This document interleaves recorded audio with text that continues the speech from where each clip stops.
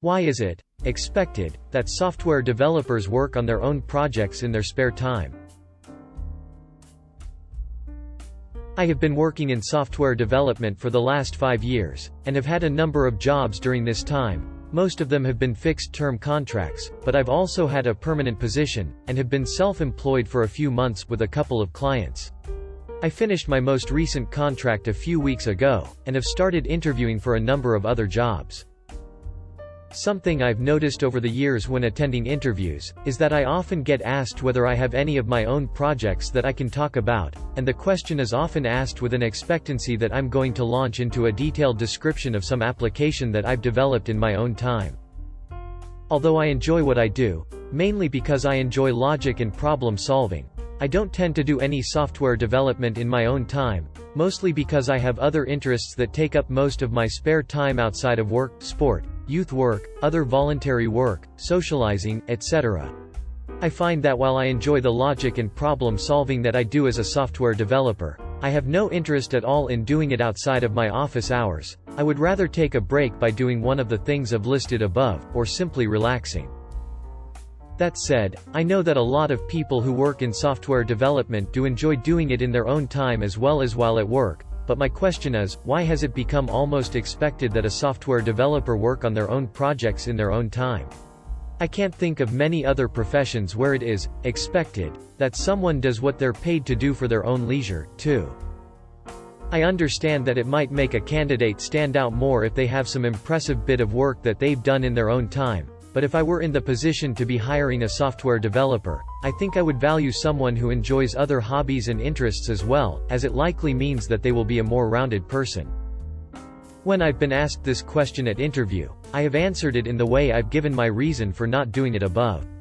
I would say that the responses I've had to this answer at interview are generally 60-40ths, i.e. some interviewers seem to appreciate my point of view, but most don't seem too impressed. I get the impression that they are expecting me to have worked on my own projects outside of my employed work. Recently, I even had an application rejected because I didn't have any of my own projects I could show to the company posted on GitHub. This wasn't listed as a requirement on the job advertisement, but after applying, I had a call from someone at the company asking for the link to my GitHub profile, which I provided, but mentioned that I didn't have any of my own projects on there, and that all of the work that I had contributed to on GitHub was proprietary, and owned by previous employers, so I wouldn't be able to show them the source code. So why does it seem to be accepted that software developers are expected to be working on or have worked on their own projects outside of their employment? The negative view is that they want you to be so addicted to creating things, that you work 80 hours a week for them without regard to your health and well-being. A positive view is that they want to see code samples and don't know how to just ask for some. Employers want to see passion and drive. Some companies call those things leadership qualities. Someone who is passionate should be passionate about anything they set their mind to. So being well-rounded is a plus. Beware of companies that want to squeeze you for all you're worth until you're just a hollowed-out lemon.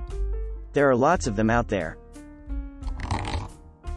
By far the larger factor, however, is that companies expect it simply because it's very often the case. Those who go on to become professional software developers often start out as hobbyists and retain the hobby as they grow up. And since people don't generally do hobbies they hate doing, at least that's not exactly plan A. And people who enjoy doing what their job entails are less likely to be half checked out and clock watching all day. Personally, in 15 years of working as a dev, with quite a few of them spent managing and hiring other devs, I've never seen any strong indicator that those who have their own projects are better workers than those who don't. For every developer who loves writing any code so much that they spend 12 hours a day in the office working on company stuff until the cleaning crew kicks them out, there's another who can't wait to get home and work on what they want to be working on rather than whatever it is the company asked them to do that day, and that's not someone who's bringing their A game into the office. Of course, the way job hunting works has meant that now many devs do outside projects more for the CV than for the fun. Which of course only reinforces the need to have external projects you can espouse at interview time.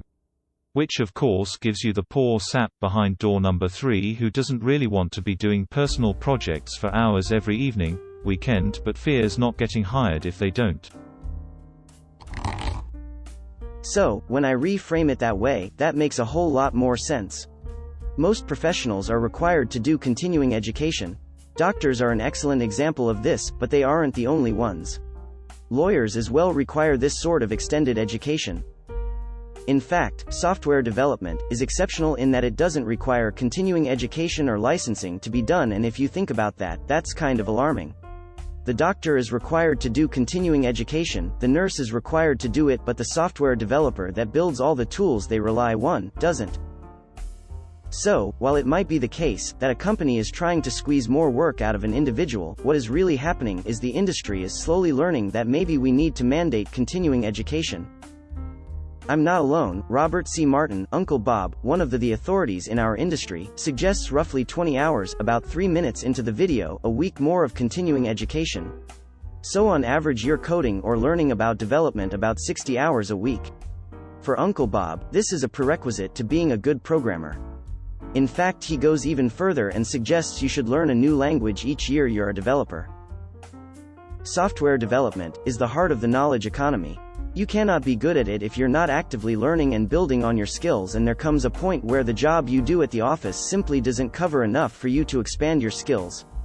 So you need to, outside of work, create the conditions for you to sharpen and practice those parts of your skill set that aren't used at work.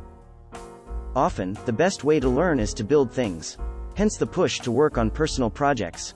But really it all boils down to learning the high-level, design pattern, architecture, and low-level stuff, generics, languages, and to keep an eye on the industry and grow with it because things move quickly.